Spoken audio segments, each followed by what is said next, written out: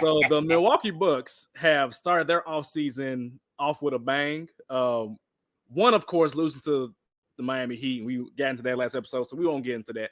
But they also fired Mike Budenholzer. He is no longer their coach, which shocked a lot of people, but didn't really, I guess, shock me because, I mean, cut from the same cloth as Jenkins for the Grizzlies is from.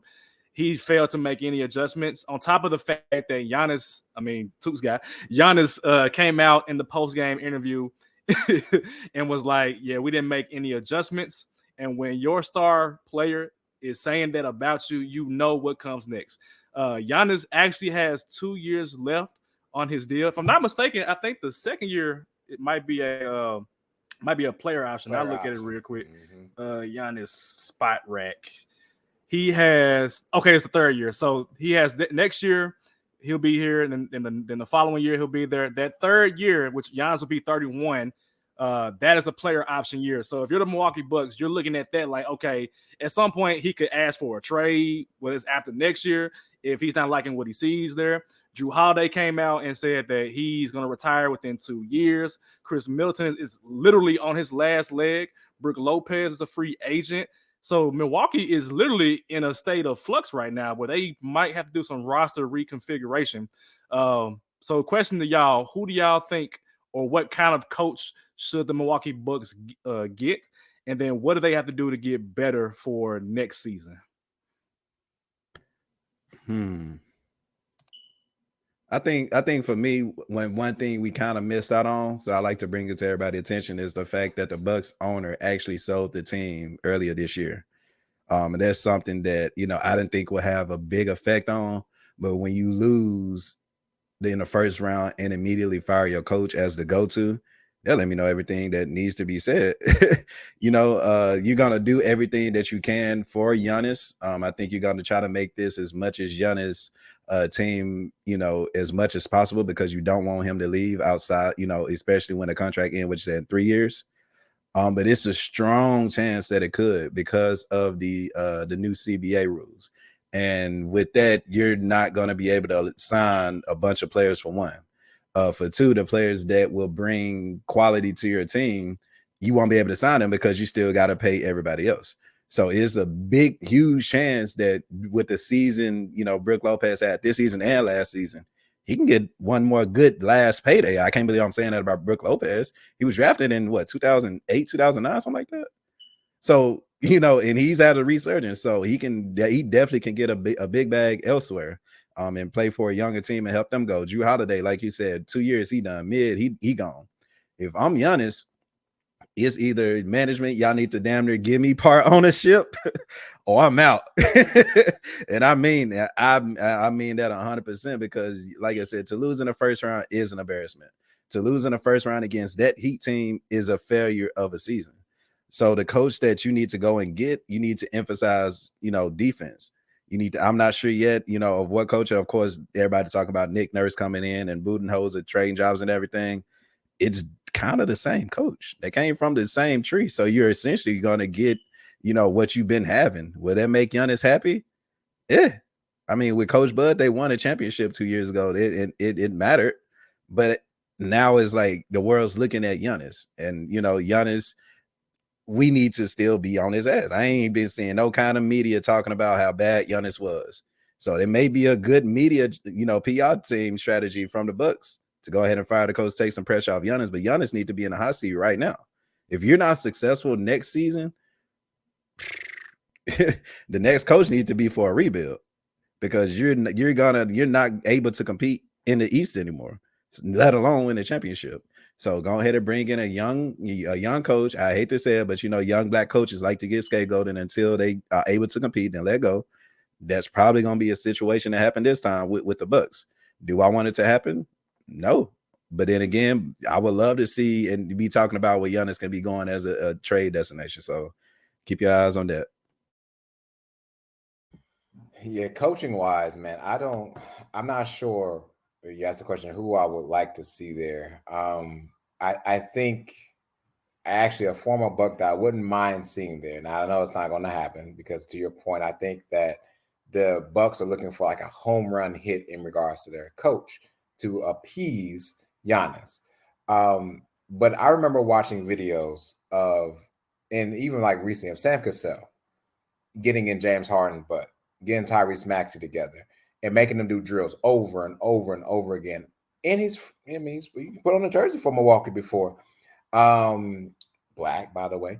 And so, I mean, give Frog Guys a chance, and let them see what happens.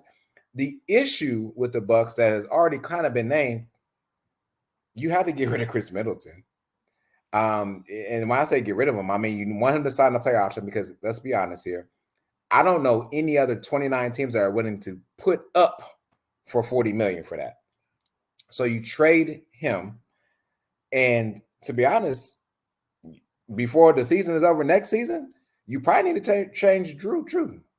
Because if a player is coming out and telling you, who's making $40 million a season, by the way, that's 2 contracts worth $80 million. If a player is telling you after 2 years, I'm done, you better get some value for him now while it's hot. If not, you're going to look crazy. The bad part about the Milwaukee Bucks is this team is built around Giannis in terms of shooting.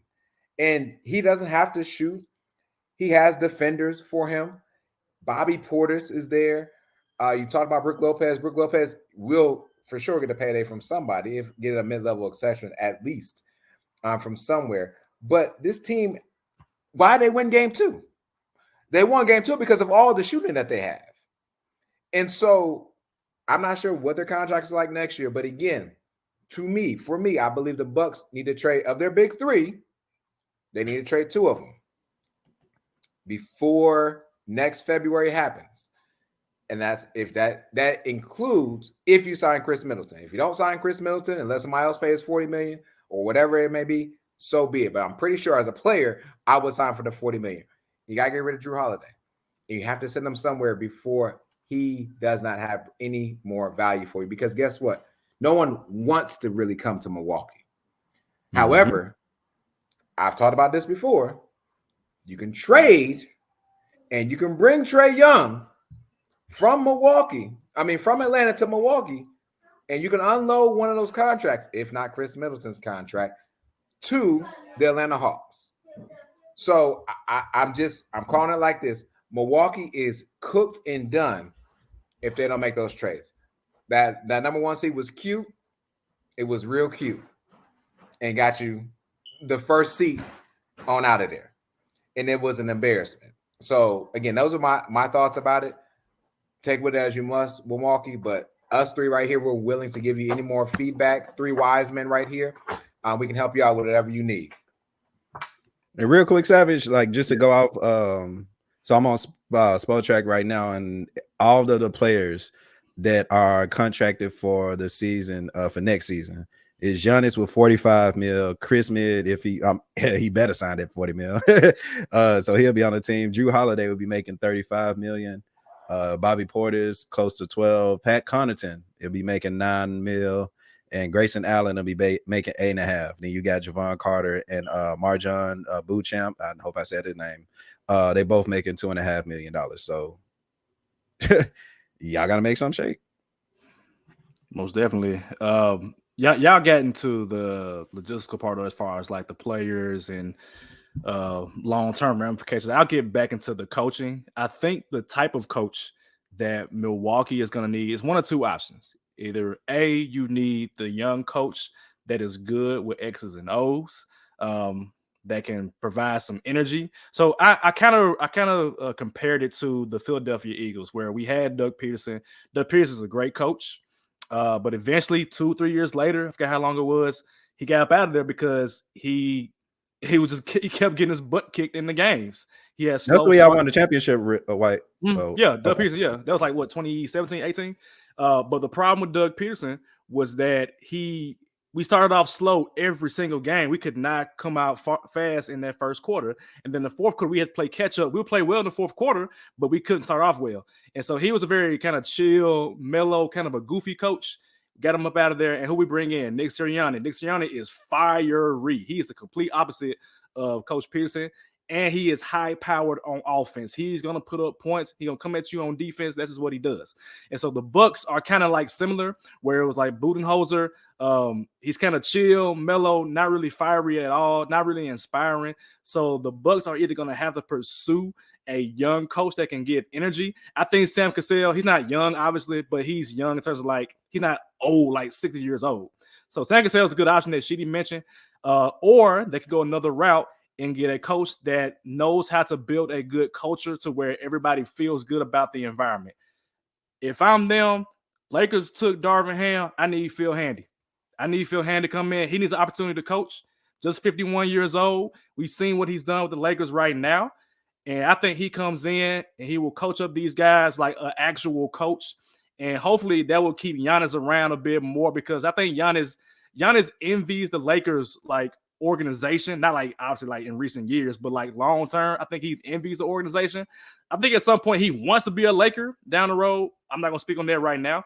But if I'm Milwaukee, I try my best to appease Giannis. Giannis, who you want, man. Like, we want you to be here. This is your city. You want us a ring. We don't want you to go out like Lou Alcindor, Kareem Abdul-Jabbar, for those who don't know who that is, to leave the Bucks and go to the Lakers. So I'm Giannis, you in here with me. You are part of the hiring committee. Who do we need to get?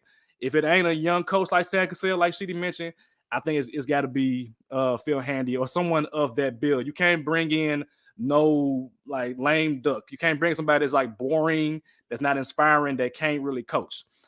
Need somebody with some energy or somebody that knows how to relate to the players.